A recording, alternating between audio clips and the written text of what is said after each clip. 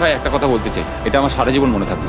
হ্যাঁ আমারও। আমার মনে হচ্ছে এই দৃশ্যটা আমাদের পরিশ্রমকে সফল করলো। ক্যাম্প পরিষ্কার করে দিয়েছি, বৃষ্টির থেকে বাঁচার জায়গা হয়ে গেছে, নারকেলের জল আর খাবারও তৈরি, আর জলও যথেষ্ট আছে। অন্ধকার হয়ে আসছে, মানে আমি বলতে চাইছি এতটা দূরেও দেখা যাচ্ছে না। আমি জানি না যে ওরা এই মাউন্টেন পেরিয়ে অন্ধকারের মধ্যে জঙ্গল দিয়ে কি করে নিচে নেমে আসবে। এটা তো রাত্রে আরো বেশি ভয়ানক। আউ! ক্যাকটাস, আউ! কি হলো? কি একটা ছিল এইখানে। কিন্তু এটা আমরা জানতাম না যে রাত্রের অন্ধকারে কাঁটা আমাদের কাছে সব থেকে বড় বাধা ছিল না। কিছু দূর পরে আমাদের রাস্তা শেষ হয়ে গেছিল, আর সেটা জঙ্গলের একদম মাঝখানে হওয়ায় সমস্যা আরো জটিল হয়ে পড়লো। আমরা এখন কোথায়, এবার কোন দিকে যাবো আমরা? জানো, আমি 3টে রাস্তা দেখতে পাচ্ছি। এদিকে একটা রয়েছে আর এইদিকেও একটা রাস্তা রয়েছে। মানে তুমি তুমি কি নিশ্চিত ঠিক তো? বলছো? কোন দিকে যাবো? আমার সেটা মনে হয় না। সবাই আমার পিছনে এসো, আমি একটা র্যান্ডম ডিরেকশন চুজ করছি। দাঁড়াও, আমার মনে হচ্ছে লেফটে যেতে হবে। না না, রাইটে যেতে হবে। আরে বৃষ্টি পড়ছে। সেদিন হয়তো আমাদের ভাগ্যটা বেশিই ভালো ছিল, কারণ রাস্তা হারানোর সাথে সাথে বৃষ্টি পড়তেও শুরু করে দিল। তুমি ঠিক জানো তো এদিকে যেতে হবে। জিমি, এদিকে আমরা এসো। কোথায় যাব? আরে আমি বলেছিলাম লেফটে যেতে। এই চ্যান্ডেলার, আসো আমার সাথে। চ্যান্ডেলার, তুমি কতটা শিওর? আমি 10% শিওর যে এদিকে যেতে তোমার হবে। মনে হয় না 90% বেশি ভালো? তুমি 90% শিওর? তাড়াতাড়ি করো, আমরা অচেনা পাহাড়ের উপরে দাঁড়িয়ে আছি। চলো, বৃষ্টি পড়ছে। এখন চলো, আমরা কি চলো। করব সেটা আগে ঠিক করতে হবে। কি জানি, ও ভাই, আবহাওয়া কিন্তু খুব খারাপ। পা পিছলে যাচ্ছে কিন্তু। আমার মনে হয় না আমরা এই রাস্তাটা দিয়ে এসেছিলাম। ও, আমি এক্ষুনি পড়ে যাচ্ছিলাম। আমাদের ভাগ্য আর কত বেশি খারাপ হবে।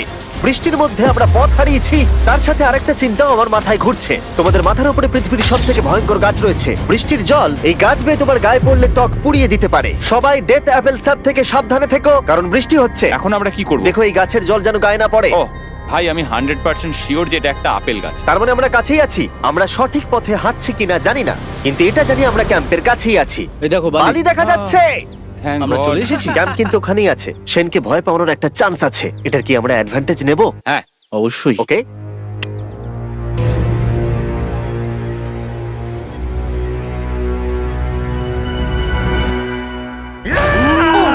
ও মাই গড, তোমরা আমাকে ভয় পাইয়ে দিয়েছো। আমরা পেরেছি। আমরা ফিরে এসেছি। আমি ডিনার আর নারকেলের জল রেডি করে রেখেছি। বাহ, খুব ভালো। সবাইকে চিয়ার্স। ও, এটা টেস্ট তো নারকেলের মতো। ট্রেকের পরে আমরা খেলাম, আমরা স্নান করলাম, আর গা মোছার সময় আমরা প্রাণ ভরে আকাশের তারা দেখলাম। কারণ সমুদ্রের মাঝখানে থাকার সময় তোমার মনে হবে তুমি যেন অন্য কোনো গ্রহেতে চলে এসেছো। কিন্তু অপ্রত্যাশিতভাবে রাত্রে এমন কিছু হতে চলেছিল যার ভয় আমরা চ্যালেঞ্জের শুরু থেকেই পাচ্ছিলাম। পুরো ভিজে গেছে। বন্ধুরা, বাজে খবর আছে। আমাদের শেল্টারের উপরে অনেক জল জমে গেছে। আমি জানি না আমাদের এর তলায় থাকাটা সেফ হবে কিনা। আমাদের শেল্টারকে আপগ্রেড করার অনেক চেষ্টা করা সত্ত্বেও ঝড়ের সময় জল ছাদের উপরে জমছিল। আমাদের উপরে অনেক জল রয়েছে। আচ্ছা, জলের ভারে স্ট্রাকচারটা ভেঙে পড়বে না তো? আর যদিও আমাদের এই সময় ঘুমের খুবই প্রয়োজন ছিল, তবু আমাদের উঠে এই সমস্যার মোকাবিলা করতে হলো। ও মাই গড, অনেক জল জমে আছে। আমাকে সারা রাত ধরে এই বৃষ্টি একটু ঘুমোতে দেয়নি আর খুব জ্বালিয়েছে। আর 2 ঘন্টা বৃষ্টি হবার পরে এই ভাঙা ক্যাম্প এবং ভেজা বিছানা দেখে মনে হচ্ছে না আজকে রাত্রে আমরা আর একটু ঘুমোতে পারবো। রাত্রির বেলায় এমন বৃষ্টি, এটা এই চ্যালেঞ্জের সব থেকে বাজে এক্সপিরিয়েন্স। আমি খুবই ক্লান্ত। আশা করব খুব তাড়াতাড়ি সব ঠিক হয়ে যাবে। আর যদিও আমাদের অবস্থা খুবই খারাপ ছিল, তবুও অপেক্ষা করা ছাড়া আর কোনো উপায় ছিল না। আমি মিথ্যে কথা বলবো না, গত রাত্রের বৃষ্টি খুবই ভয়ানক ছিল। আমি জানি না এত ঠান্ডা আমার কখনো লেগেছে কিনা। জানি না। তুমি আজকে কি করতে চাও নোলান? জানি না, কিছু করতে ভালো লাগছে না। আমার আর এখানে থাকতে ভালো লাগছে না। এই জায়গাটা আর আমার ভালো লাগছে না। আমি মিথ্যে বলবো না, আমি সত্যিই ক্লান্ত হয়ে পড়েছি আর আমি বাড়ি যেতে চাই। এবার এই আইল্যান্ডটা মনে হচ্ছে আমাদের পরীক্ষা নিচ্ছে। এই সব কিছু যেন একটা দুঃস্বপ্নের মতো মনে হচ্ছে। আর 6 দিনের শারীরিক পরিশ্রমের পরে আমাদের মানসিক অবস্থাও খারাপ হতে শুরু করেছিল। এভাবে শুধু প্যাকড ফুড খেয়ে বাইরে বেশিক্ষণ রোদের মধ্যে ঘোরা যায় না। মনে হচ্ছে আমার এবার শরীর খারাপ হবে। আমার সত্যি এটা মনে হচ্ছে। আমার মাথা ব্যথা করছে, আমি খুবই ক্লান্ত। এটা পরিষ্কার যে আমাদের কিছু কঠিন পদক্ষেপ নিতেই হবে যদি আমরা এই চ্যালেঞ্জটাকে কমপ্লিট করতে চাই। আমি একটা পিচ কোবলার খুঁজছি। আচ্ছা, তুমি কি পিচ কবলার খুঁজছো?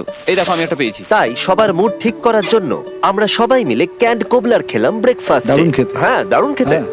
সত্যি ভালো। আর এই আনঅর্থোডক্স ব্রেকফাস্টের সাহায্যে চ্যান্ডলার খুশি হয়ে গেছে। আমরা আবার আগের মতো হতে শুরু করলাম। নোলান, ভাই, তুমি তো সোজা গাছে মারলে। আর এটা ডিসাইড করে ফেলেছিলাম যে আমরা 6 নম্বর দিনটা কিভাবে সার্ভাইভ করব। যদিও আমরা অনেক কষ্ট সহ্য করেছি, আমরা পৃথিবীর সবথেকে ভারী সিট কেন বেছে নিয়ে এলাম। এই পুরো ট্রিপটায় আমরা অনেক মজা করেছি, সবাইকে cheers। অনেক অ্যাডভেঞ্চার ছিল। এরকম মুহূর্ত পাওয়া খুবই কঠিন। আর যখনই আমার এই চ্যালেঞ্জের কথা মনে পড়বে, তখন হয়তো খারাপ সময়গুলোর কথা মনে পড়বে না, যতটা ভালো সময়গুলোর কথা মনে পড়বে। জায়গাটা বেশ ভালোই।